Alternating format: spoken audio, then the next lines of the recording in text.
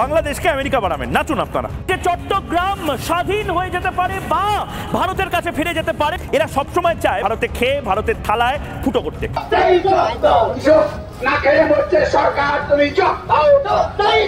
18 কোটি মানুষকে পথে বসাবে মোহাম্মদ ইউনূস। শয়তান আছে, সে হলো ময়ূক রঞ্জন। হনুমান আর বাংলায় লাফাচ্ছে, এই কক্সবাজারটা নিয়ে নিলাম, ফেনীটা ব্লক করে দিলাম, কার্টুনগিরি করছে। নিজ দেশের গণমাধ্যমে তোপের মুখে বেশ বেকায়দায় আছেন উপস্থাপক ময়ূখ রঞ্জন সরকার।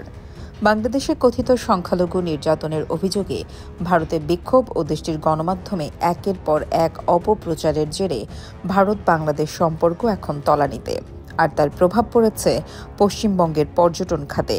প্রায় শূন্যে নেমেছে বাংলাদেশি পর্যটকদের সংখ্যা, তাতেই মাথায় হাত নিউ মার্কেট চত্বরের ব্যবসায়ীদের। বাংলাদেশি দাদা না আসলে না কলকাতা সব ভুকা মরে যাবে। আমার মনে হয় স্তব্ধ হয়ে থাকাটা ঠিক না, একদম হচ্ছেই না, সারাদিন বসে বসে এমনি। এমন পরিস্থিতিতে ভারতের পশ্চিমবঙ্গের সাংবাদিক ময়ূখ রঞ্জন ঘোষ তার সংবাদ উপস্থাপনার ধরন নিয়ে বাংলাদেশ তথা ভারতেও বিতর্ক সৃষ্টি করেন। অনেক দর্শক তার উচ্চ কণ্ঠ এবং অঙ্গভঙ্গিকে মলম বিক্রেতা কিংবা জোকারের সঙ্গে তুলনা করেন। সামাজিক যোগাযোগ মাধ্যমে তার উপস্থাপনাকে অতিরঞ্জিত এবং নাটকীয় বলে সমালোচনা হয় অহরহ, যদিও অনেকে মনে করেন এটি কেবলমাত্র টিআরপি বাড়ানোর কৌশল। কিন্তু এই লম্ফজম্ফ প্রকৃত সাংবাদিকতার মানকে ক্ষুণ্ণ করে। সম্প্রতি বাংলাদেশ নিয়েও একের পর এক মিথ্যা তথ্য ছড়িয়ে যাচ্ছেন ময়ূখ। সর্বশেষ বাংলাদেশের চট্টগ্রাম ইস্যুতে কথা বলে তুমুল সমালোচনার মুখে পড়েন তিনি, যার ফলে প্রকাশ্যে হাত জোড় করে ক্ষমাও চাইতে দেখা যায় তাকে। বিষয়টি নিয়ে ব্যাপক সমালোচিত বর্তমানে জোকার উপস্থাপক। ভারতীয়রা বলছে বাংলাদেশিরা পর নয়, তারা ঘরের লোক। পর্যটকদের নিরাপত্তা নিশ্চিত করতে সম্ভাব্য সবকিছু করা হবে। আর নিজ দেশের গণমাধ্যমে ফাঁস হচ্ছে বিজেপি নেতার আসল রহস্য।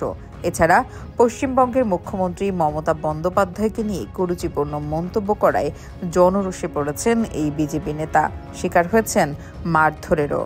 কলকাতার অধিকাংশ ব্যবসায়ী বাংলাদেশি পর্যটকদের কেন্দ্র করে গড়ে উঠেছিল। বাংলাদেশি পর্যটকদের অভাবে কলকাতায় এখন হাহাকার শুরু হয়েছে।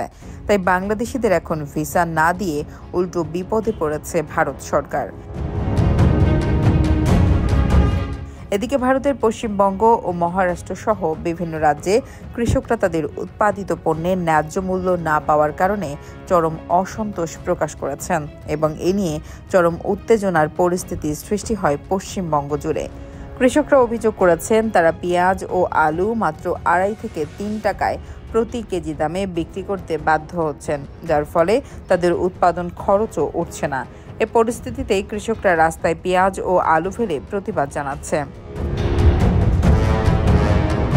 ব্যবসায়ী ও কৃষকরা এসবের জন্য মোদী সরকার ও সাংবাদিক ময়ূখ সহ বিজেপি নেতা শুভেন্দুকে দায়ী করেছেন। এছাড়া ময়ূখের বাড়িতে হামলা ও তার বাড়িকে পাবলিক টয়লেট বানানোর দাবিও জানিয়েছেন তারা। ভারতীয় জনপ্রিয় গণমাধ্যম কলকাতা টিভিতে শুভেন্দুর বাংলাদেশ নিয়ে একের পর এক অপপ্রচারের বিরুদ্ধে বিশেষ প্রতিবেদন প্রকাশ করা হয়। বাংলাদেশ থেকে হাসিনা সরকার চলে যাওয়ায় মোদী সরকার বাংলাদেশের বিরুদ্ধে প্রতিনিয়ত যে প্রোপাগান্ডা দিয়ে বাংলাদেশের সাথে ভারতীয় জনগণের মধ্যে বিভেদের দেয়াল তৈরি করেছে, তা নিয়ে কিছুদিন আগে ভারতীয় পররাষ্ট্র সচিব বিক্রম মিস্ত্রি বাংলাদেশে এসে সম্পর্ক উন্নয়নের চেষ্টা চলছে বলে মন্তব্য করেন। বাংলাদেশ সরকার বর্তমানে পেঁয়াজ ও আলু আমদানির জন্য ভারতের উপর নির্ভর না করে বিকল্প উৎসের সন্ধান করছে। বাংলাদেশ এখন পাকিস্তান ও চীন থেকে পণ্য আমদানি করছে।